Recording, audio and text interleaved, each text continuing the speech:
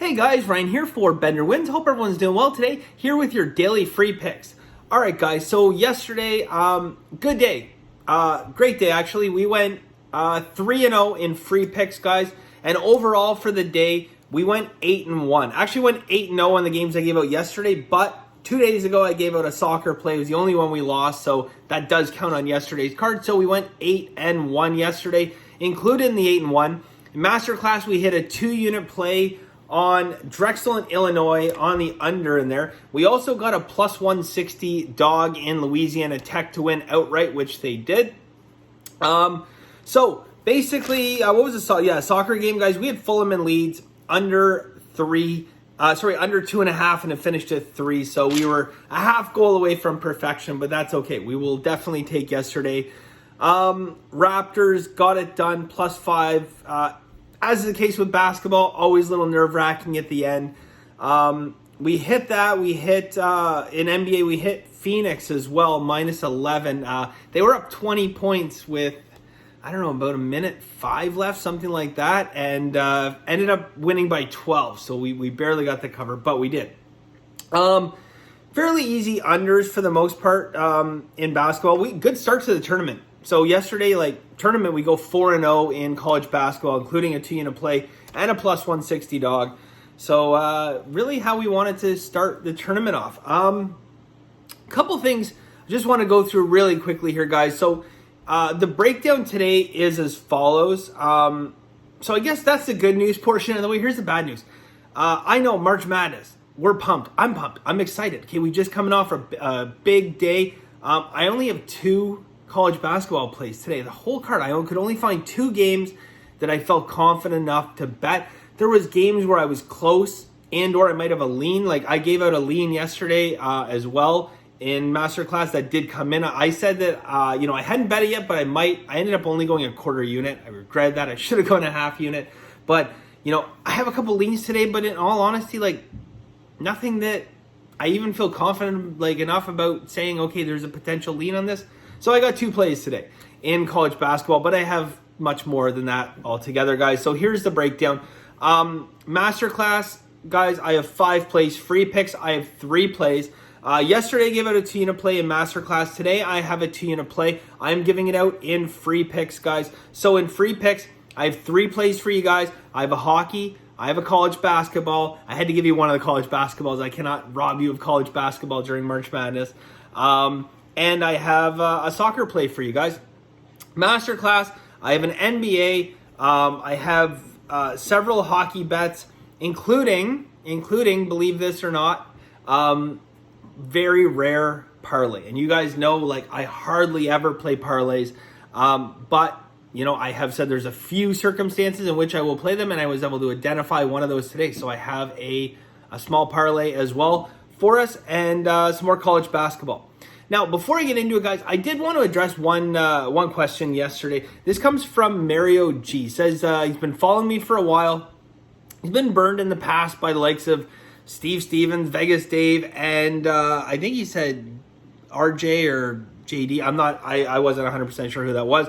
But basically, he wants to know how to grow his bankroll and, play with the big boys, right? So ultimately, guys, there's a few strategies. Look, I say number one, obviously, when you're talking about growing your bankroll, okay? What do people assume you're going to talk about when you're going to say grow your bankroll, okay?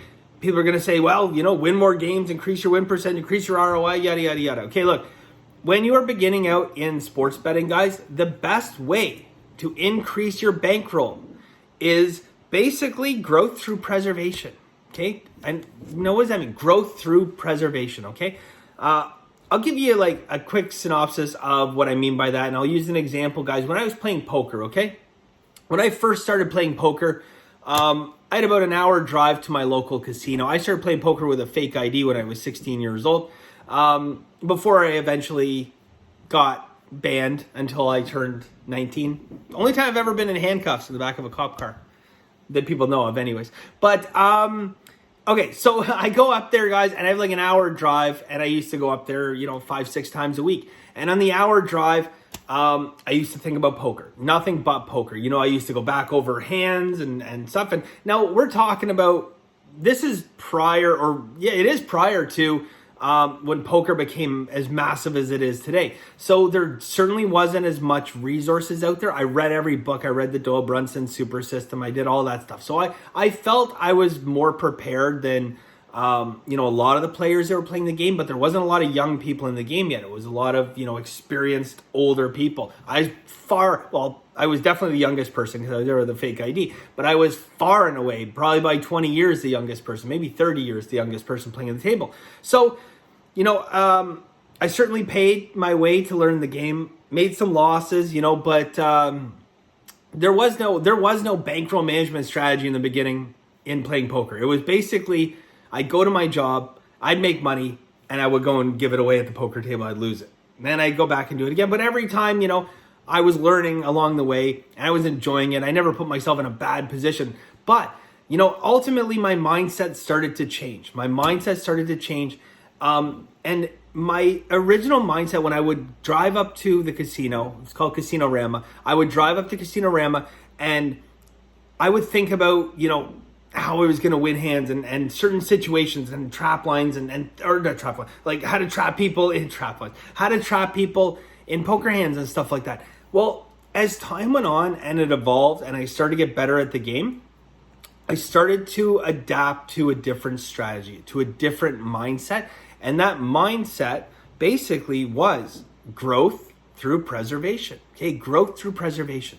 And basically what that is, guys, is that I would now put myself in my mind in situations where I would have to possibly make a tough laydown. I would go back over hands where, I gave away money by calling maybe one street too many. Okay, it was growth through preservation, guys. I made money by saving money. Okay, if you sit down with 10 randoms at a table, okay, and you deal a guy pocket aces 10 hands in a row, he could be the worst player on earth. He's going to win money. Okay, you win money when you get dealt good hands. That is the bottom line. You will win money when you get dealt good hands. Obviously, guys, if you know the intricacies of the game, you can make more money when you're dealt good hands. Yes, you can maximize how much you can get out of a person, analyzing, previous bets they've called, trying to put them on certain hand strength. But the real value that I found in poker and what ultimately turned me from a losing / break-even player to a significant winner was my preservation, growth through preservation, making big laydowns, folding hands that I previously wouldn't have. The whole, I had to see what you have, never again, that kind of thing. So how do I relate that over to sports betting, guys? When you're certainly when you're talking about someone who's getting into sports betting, they're a bit newer. Basically, guys, you want to make sure you're limiting the amount of games that you're betting. You're never overextending your unit size. You're never chasing, okay? So you're preserving your bankroll and you're keying in on the best games, okay? So look, there's professionals out there, guys, that bet massive amounts of games every single day. They are looking for just the smallest little edge, okay? And then you have professionals that basically only bet, a couple games a day. They key in on like the best matchups and that's what they're going to go after. Then there's your hybrid that's kind of, in between. I am that hybrid better. But I would suggest when you're getting involved in sports betting in the beginning, there's a huge tendency to want to bet the whole card, like bet every game, okay? It's so difficult in the beginning to do that. So that's what I would say, guys, is key in on those best games, never chase, use the concept of growth through preservation, okay? You have to hold on to your bankroll, all right? Think of yourself as a military general, guys, and you're sending your troops out. That's your bankroll. You're sending your money out to go win that battle for you. And if you win that battle, you take over another land, and now you have more troops that you can use, right? Now instead of a $1,000 bankroll, you got a $1,200 bankroll. Your army size is growing. But do you really want to send your troops out to be slaughtered? And now you have a 600 army, a 600 member army? No, you want to preserve that, guys, and you want to make sure you're using it in the best spots, okay? So, this is so unrelated, but like I often watch like documentaries. I watch like World War I documentaries, and I think like, above and beyond the total waste of human life, the strategic value of sending wave after wave after wave of people up out of the trenches just to get gunned down by machine fire is so like, I don't know, it's so ludicrous to me. The human life aspect is horrible, but when you're talking from a military strategic standpoint, just basically letting, they let 100,000 men just get mowed down, and then they're like, oh, well, this strategy's not working, let's figure something else out. It's mind-boggling, right? Well, horrible to talk about war, but relate that over to, your bankroll management guys. You have to protect what you have, okay? So anyways, take that for what it is. Good question, Mario G. Appreciate that. And so we will move on here, guys. Let's get into today's plays. All right, first off, guys, I have a 2-unit play here for you guys in soccer, okay? 2-unit play in soccer. That is Newcastle and Brighton. Newcastle and Brighton. We are going to go 2 units under 2.5 goals, okay? 2 units under 2.5 goals, minus 140, okay? So got to lay minus 140 with 2 units under 2.5 goals, Newcastle and Brighton.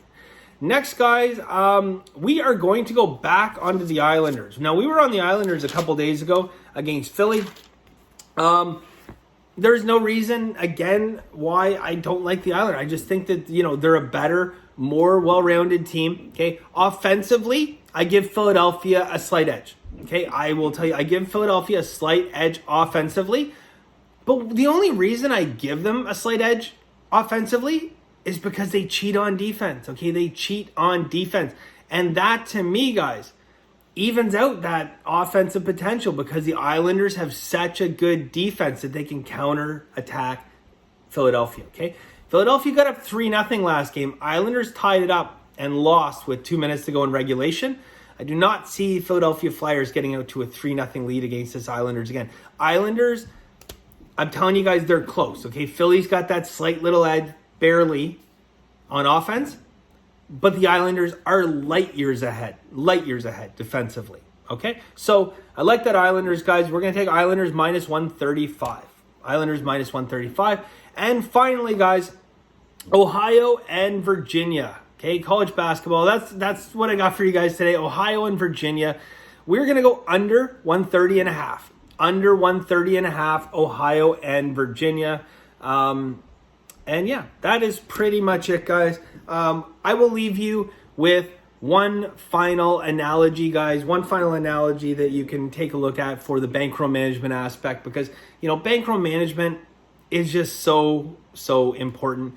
And if you're still here, if you haven't switched off now that I've given out the 3 picks, it means, like, look, you want to learn. And I appreciate that from you guys. So, ultimately, guys, people are in such a hurry in this day and age for everything, okay? We're truly a society of instant gratification now. And I can tell you from personal experience that I built my bankroll up over many, many years. And there was some times where it seemed like, this was going to be an impossible task.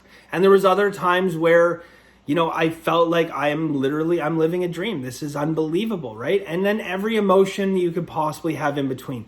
But I will tell you guys, that if your goal is to go out and build the biggest possible house that you can build in the shortest period of time, will that house stand the test of time?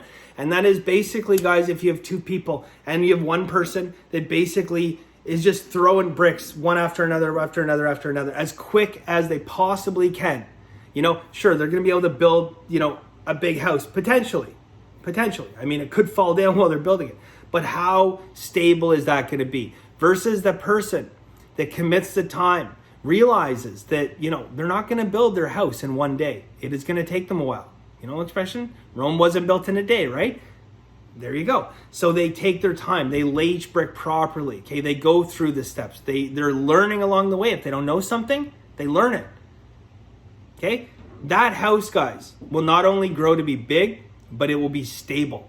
Okay? And that ultimately is the goal here. We want to grow our bankrolls. We want to make more money, but we want to do it in a stable way that's sustainable. There's no sense in tripling your bankroll just to lose it a week from now. Okay, guys? So I wish you guys the best of luck. Thank you very much. And as always, have a very lucky day.